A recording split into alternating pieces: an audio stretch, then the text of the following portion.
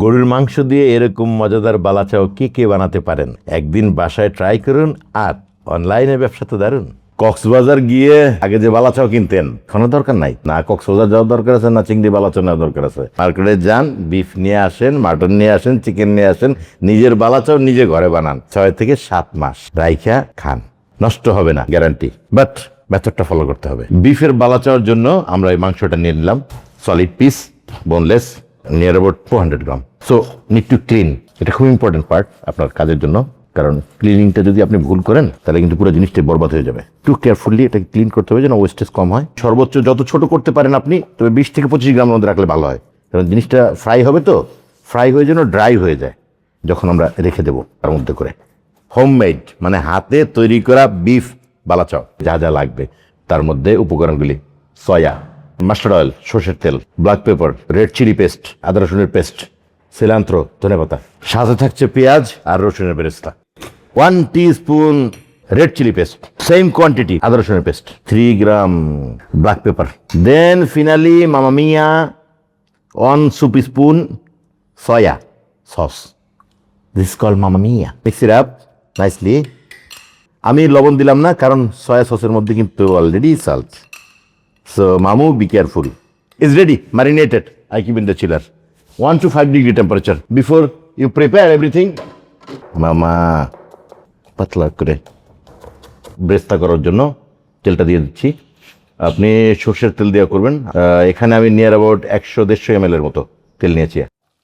পেঁয়াজ দিয়ে দিচ্ছি। পেঁয়াজ আমার নিয়ার অ্যাবাউট এখানে 600 গ্রামের মতো আছে। রসুন দিয়ে দিলাম 100 গ্রাম।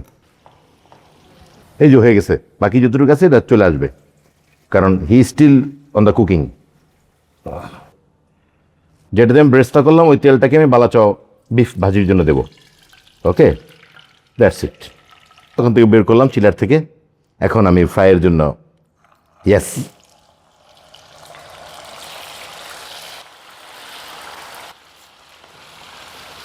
এই বিফ বালাচাও এতটাই সোজা, এতটাই সোজা, আলু ভর্তা চাইতে সোজা। এটা একটু ডার্ক টেক্সচার আসবে, একটু ডার্ক, আর একটু ওই যে পানিটা বের হলে এই বাবলটা বন্ধ হয়ে যাবে। সিধা কালার, এই যে মানে ইটস অলমোস্ট রেডি। আজকে রাখছি, এই যে স্ট্রেন করে নিলাম বিফটাকে।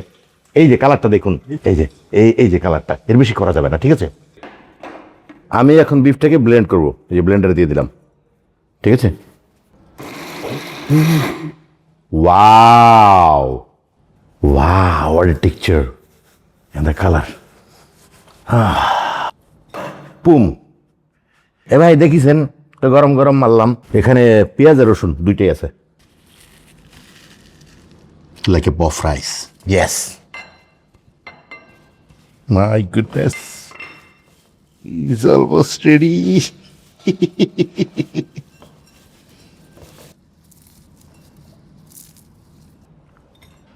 সিলান্ত্রো, ধনেপাতা, হয়ে গেল হাতে তৈরি বিফ বালাচাও। এখন থেকে আপনাকে আর কিনে খেতে হবে না বালাচাও কক্সবাজার থেকে। Okay, no need go Cox's Bazar and buy this. আপনি আপনার ঘরে বসে এটা তৈরি করতে পারবেন, এবং কতদিন রাখা যাবে এটা কোশ্চেন নর্মাল। আমি হলেও করতাম এটা। ডাব্বা ট্রান্সপারেন্ট, খাইতেছি গত 3 মাস যাবৎ বানায় ডাব্বায় রাখছি, খাইতেছি। 6 থেকে 7 মাস ওর ভিতর বাতাস ঢুকতে দিবেন না। যখন খাবেন বের করে সাথে সাথে কাবারটা লাগাই দিবেন, ঠিক আছে? এইভাবে আপনি খেতে পারবেন 6 থেকে 7 মাস বাসায় রেখে। দেখেন, আমি তো আপনাকে বেসিকটা দেখাই দিলাম যে বেসিক আপনি কীভাবে তৈরি করবেন, বাকিটা আপনার দায়িত্ব। এখন আপনি ঝাল বেশি চাইলে ঝাল বেশি দেন, আপনি ফ্লেভার বেশি চাইলে ফ্লেভার বেশি দেন, আপ টু ইউ। বাট এটা হচ্ছে বেসিক যেটা আমি করে দেখালাম। আজকে বিফ দিয়ে করলাম, এর মানে যে বিফ দিয়ে হবে তা না। আপনি চাইলে মাটন, চাইলে চিকেন, ঠিক আছে, চাইলে বাজার থেকে চিংড়ি নিয়ে আসেন, ওয়াশ করেন, ফ্রাই করেন, মিশান, খান। কোনো সমস্যা হলে আমাদেরকে জানাবেন, নিচে কমেন্টসে লিখুন। ওকে, আর জানান যে কোথায় আপনি প্রবলেম হচ্ছে বা আপনি পারতেছেন না। এখন দিন চেঞ্জ, পরিবর্তন। আপনার নিজেরটা আপনি নিজে তৈরি করে খান।